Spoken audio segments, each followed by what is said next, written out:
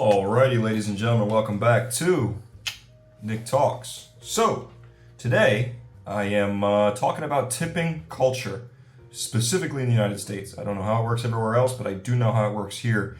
And I'm noticing a complete uproar all over the place of people who don't know anything about how tipping works or how restaurants work, talking about how terrible it is that tipping exists and to the capacity it does, and servers complaining that they're not getting their money and all this stuff, all these problems that are introduced. And given my experience, I've been a server for like 3 years and I've been in restaurants for like 5 and some change. So I got a pretty good idea of how things work in a number of restaurants. So I am here to dispel some of these myths and shed some light on what is actually going on.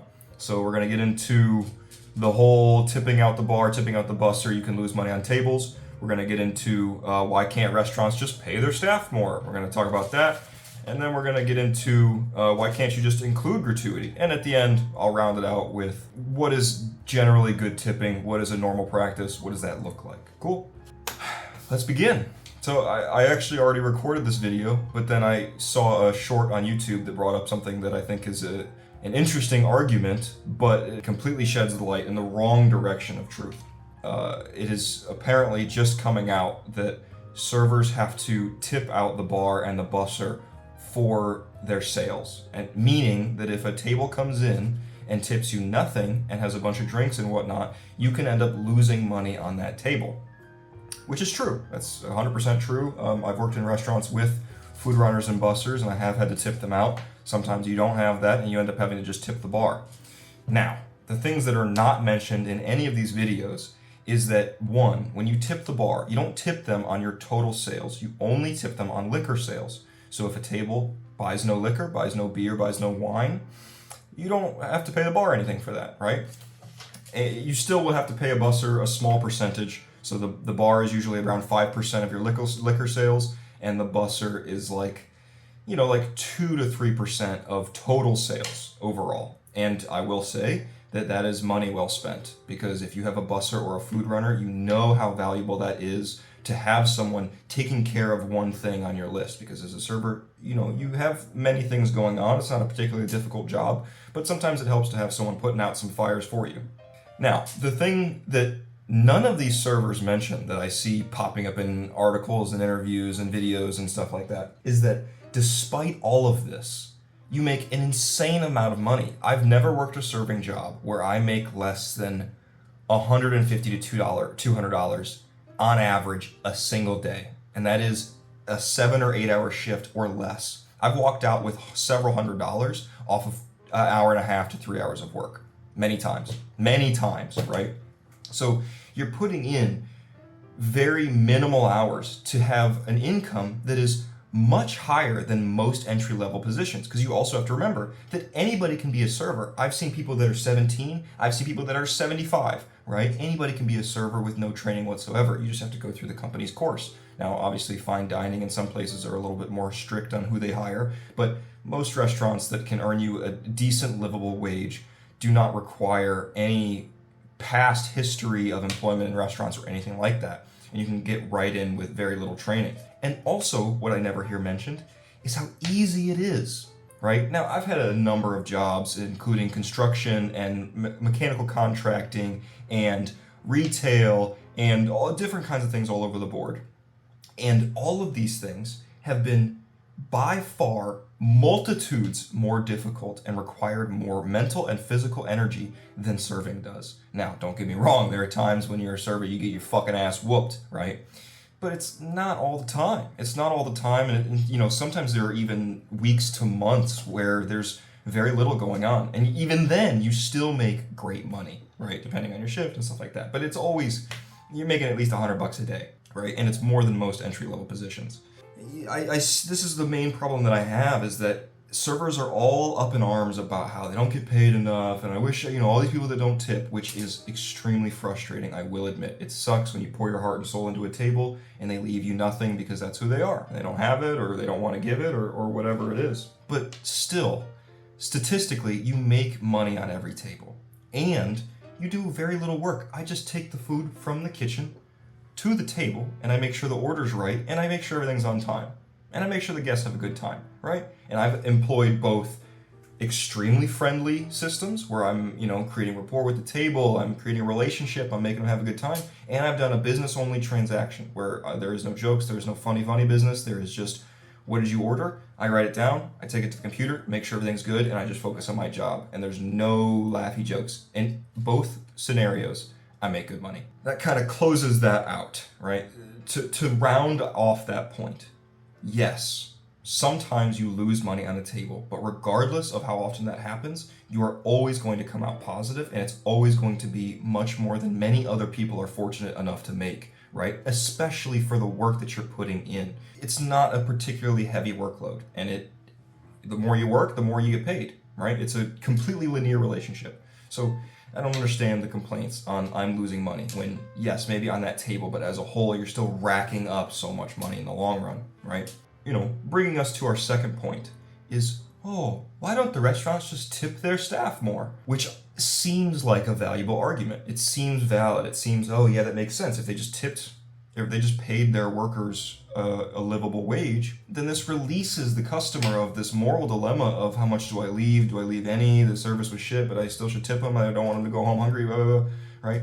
And anyone who says this doesn't understand business, and they don't understand restaurants particularly, right? And what I'm about to say, there are going to be obvious exceptions, but given that I've worked at numerous restaurants, and all of these things are going to be true for all of the restaurants that I've worked at, it's generally true across the board. And that is that, one, restaurants operate on very small profit margins. After everything is said and done, after all the people are paid, including the cooks and the cleaners and the bussers and the barbacks and the bartenders and the servers and the manager staff and the general manager, after all that stuff's said and done, there's usually not much wiggle room for profit, right? There's some, obviously, it's a business. If it wasn't profitable, it would go downhill immediately, which I've seen several times. But they usually don't have that much room. Now, I know this business that makes so much money. Yeah, I know. There's going to be some that avoid this problem by charging exorbitant rates, which we'll get into in a minute. But most restaurants, most general normal price range restaurants do not have this expansive profit that they can just increase every employee's pay by $10 because servers make, I don't know, around $5 to $8, I would say, an hour. So in order to make that livable, they have to bump it to probably 15. I think that's what minimum wage is at now. And so therefore they'd have to increase all of the employees' rates by like $7 to $10 across 40 employees, right? You do the math on that. It's not the most economical of choices. Second, let's say they do increase employee pay and then they leave tipping completely optional and not even encourage it, but you can leave more if you want. In that case, the money has to come from somewhere, right? So we have an option. Where do we take the money from? Because if the customers are not supplying that money through tipping, through gratuity, well, then where do we take it from? Do we lower other employees' pay? Doesn't sound like a good idea. Do we skimp on food costs and beverage costs and lower the quality of everything? Oh, now you have something, right? You shave a couple bucks off of that salmon, off of that steak, off of those bar drinks and the mixing supplies and all that stuff. Well, maybe you can save enough money to pay all your workers a living wage, right? We could do that. Or what if we just charge more for everything? We increase the price 10 to 20% on every single item on the menu, food and beverage. That would probably give us enough money. Sounds like the customer is going to be paying for it regardless, with no option.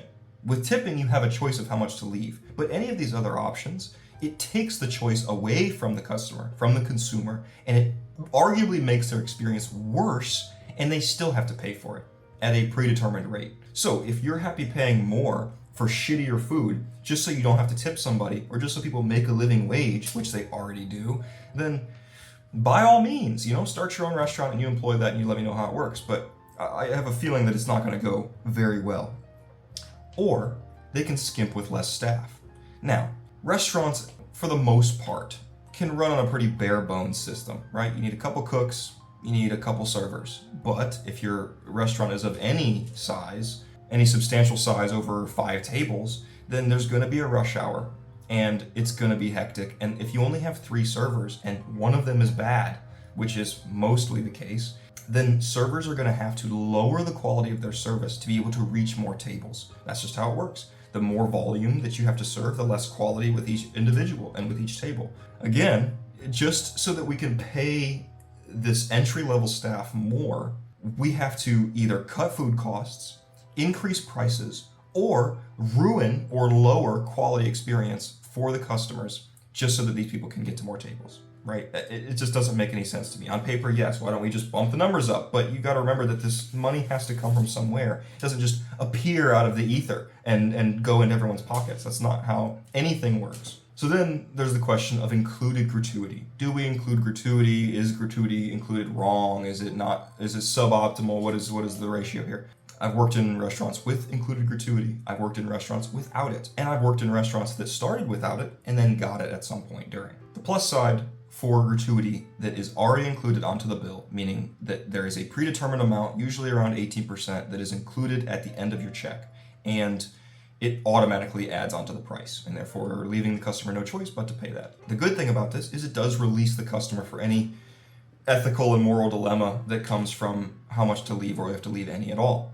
And the other good thing is that, if you work in a place where the population is particularly less well off and making less money as a whole, they're much less likely to leave a tip, and especially anything that is worth serving the table for in the first place. As well as in any area that has a culturally diverse atmosphere. I noticed that a lot of people, especially in high tourist areas, I would get a lot of tables that are from around the world that just genuinely don't understand what tipping is or how it works. And that's usually when you get the coins that are lingering in the server tray. And when you see coins, it's never a good sign. It's never a good sign. As soon as you look across the table and you see somebody counting out dimes, you're like, yeah, there's about to be $0 on that sucker. And so in the event that is the case, it is a nice added boost to know that, hey, I can give this customer great service and I'm going to make my money regardless. But not everyone thinks like that, right? You would love to think on paper in the mind's eye that, oh, well, if we just pay these people work, they'll just do great work. But that's not how it works. And I've seen this many times over. When you remove the optionality of tipping and you included 18%, you greatly incentivize complacency within your workforce. Because it doesn't take long for a server to realize, wait, I can do the bare minimum amount of work and save all the energy possible, and I'm still gonna get 18%? So why would I make sure that the order's correct? Why would I make sure that the table's clean? Why would I make sure that the food comes out looking nice? Why would I make sure that the steak is cooked right? Why would I make sure the guests have quality? All these things. I can just skimp on everything, and they still have to pay me. So what on earth would I do more work for if I can work less and make the same amount, right? Some economic systems that kind of harbor on this premise here. When you include gratuity, yes, it does help in these very specific circumstances, but as a whole, generally, you're going to lower customer experience and quality control because the servers aren't going to care because they don't have to care. They're not incentivized to care by the system that they're working within. If you ever go to a restaurant and immediately off the bat, your server is like not doing a great job, my experience has been that most of the times that means that there's going to be a gratuity included, little statement on the bottom of that check. Whereas if I have to work for my money, if I have to go chase it down and game the system and figure out how to create such a great experience for a guest that my likelihood of getting a great tip increases, then I have to work a little bit harder, but at least the incentive has been created to where I have to work for my pay. Which, hey, that's why we're all signing in every morning. That's why we all clock in when we get there, because we're trying to make money, right? And so with this gratuity included, it releases any employee from actually having to use their brain and push themselves harder to figure out, what am I doing wrong and how can I make this better?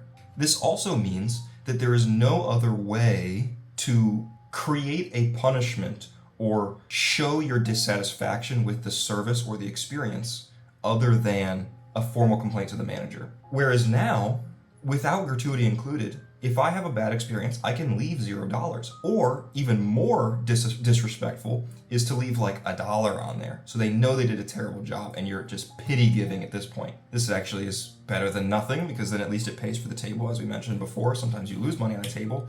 But it at least gives servers, the employees, it gives them something to bump into. It gives them, oh, hey, I did something wrong there. They didn't like that. Maybe that joke that I said that was, bordering on offensive was not the right play with these people. And so then you have to kind of figure out, okay, well, this kind of person, I can joke this way, but this kind of person I can't. And you can read the room better, right? You have to build skills so that your pay increases. kind of like how everything else works, right? If you include the gratuity, then you get rid of this system. And so now the customer has no way to protest the way that they're being treated other than protesting with their feet by getting the fuck out of there and never coming back, or calling a manager over and lodging a formal complaint, which I guess is effective, but not always, right? Whereas if a server gets 10 bad tips in a row, they might start to question, maybe I'm doing something wrong. Maybe I'm doing this, right?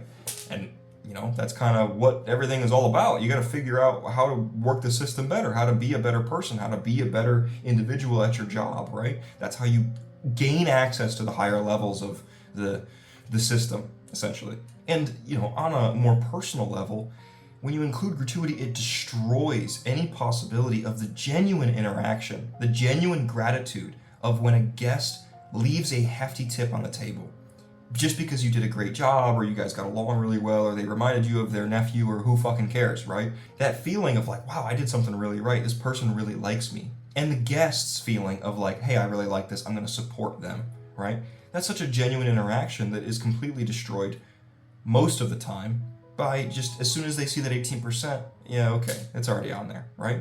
Which also leads us right into, it creates the opportunity for less tips to be generated as a whole. Because most of the time, unless you work in a place where people just get absolutely knee-walking drunk, then people are going to see that 18% and go, oh, okay, it's included, and then that's what they're going to give you, right? Unless you did a really spectacular job, sometimes they round it up or they leave you an extra. And again, if you work in a place where everyone's plastered, usually they don't notice and they just throw you tip on top of it, which is pretty nice, but pretty dishonest as well. And so a lot of times when customers see that there's already a gratuity included, it completely shuts down the opportunity for them to leave more, right? Whereas maybe they would have left 20 or 22 or 25%. Now they're like, okay, 18's fine. That's good to go. And then they leave, right? And sometimes it even ruins the relationship that you built with the table just because say, oh, gratuity is included, so I guess all this stuff was just a ruse, like whatever, you just want me to tip on top, whatever. So it just kind of ruins that opportunity there. So overall, we have less tips generated as a whole. We have reducing the opportunities for actual grateful interactions and positive feedback from customers. And we completely remove the opportunity for guests to complain and reward good behavior.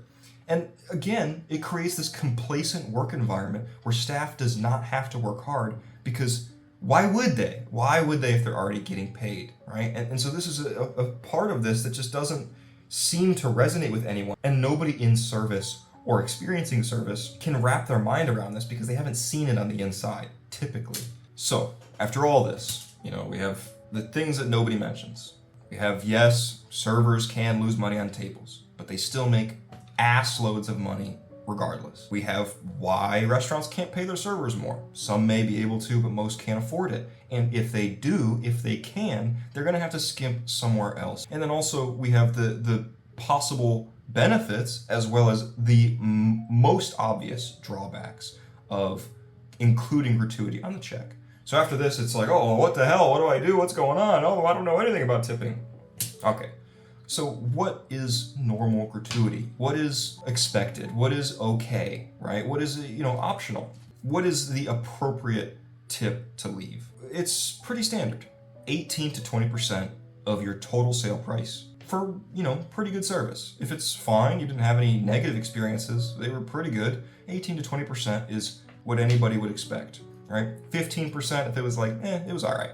If they wow you, just go above that. Go 25%, or just round it off to the next $50 or something like that. You can always leave more. You don't have to always go based on percentage, but just remember that if you tip someone crazy and they didn't earn it, then they're going to constantly have this expectation that hopefully the next guy's going to give them $100, and then they're going to be disappointed if they didn't. So just do everybody a favor and tip great for great service, tip average for average service, and tip shitty for shitty service. 0 for 0 quality service. Let them earn it. Let them earn it. Let them figure out how to make more money, right? It's not that hard when you dig into the details of, oh, well, they really liked when I brought them ice cold water as soon as they sat down. Oh, they really like when I put lemons on the waters, right? It's just simple things like this that boost things up that they can only figure out if they're being given positive or negative feedback right after the table leaves. And it's an instant feedback system. As soon as they experience what's going on, then they're going to have a tip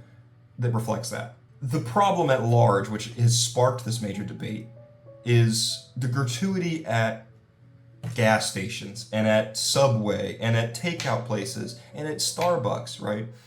This is a non-issue. They don't deserve a tip. You know, they should have a tip jar there, and of course it should pop up on the machine an optional tip that if you want to add anything. But even that whole system where they spin the thing around and then you look at 20, 25, and 30%. Fuck you, motherfucker. Are you kidding me? All you did was hand me my shit. Usually the person that is handing you the stuff didn't even make the thing, right? So this is absolutely outrageous. And I can't even believe that it has become part of the system. Obviously, this is coming from COVID when everyone was locked indoors and they really wanted to show their appreciation, but we aren't in these times anymore, so it's completely unnecessary. That should be completely alleviated, and the expectation should not even be set by the corporation or by the employees that any tip is required for standard takeout procedure. It's not, you're not working hard enough for a tip, and you're probably making a normal wage anyways. Tipping makes sense when the person who you're tipping is only making $4, $5 an hour. That's understandable because you have to supplement that income somewhere. But if you're already making 15, dude, you go work somewhere else. We don't need to reward average behavior for average jobs, right? Just, they can make what they make, but you don't have to, you know, this gets into other economic arguments that we don't have to have right now. We'll just keep it to tipping. But, you know, I went and got a Firehouse sub the other day, and I had to look at the machine that was 20, 22, 25. I believe that's what it was. You know, I'll leave $1, sure. But that's just because that's normal. I don't have to tip 20% on my takeout order. The guy passed the ticket to the next guy. He makes it real quick. If you just have the jar there, I'll throw a couple bucks every time. But you don't have to solicit the expectation or solicit the money from people who are just trying to get a sandwich. You know what I mean? There's just so many misconceptions, and being in the industry and seeing this and talking to hundreds of servers at this point, you know, I get a pretty good idea of how it goes. And obviously I experience the same pitfalls as everybody else. You know, you work a table and they don't understand how tipping works, or they don't like you just because you had a stain on your shirt or whatever the fuck, and they leave you zero. Yeah, that sucks. You just move on to the next one, and there's always enough volume to supplement what they would have given you. And I've made a pretty penny in the service industry, even when I had no idea what I was doing. The money's out there. We don't have to hand feed it to everybody. Let them work. Let people figure it out. Let people find a way to be better at what they're doing and strive for greater, and they will be rewarded for it every single time. Thank you for watching. I really appreciate you guys. Let me know what you think in the comments. And that's all I got. Nick out.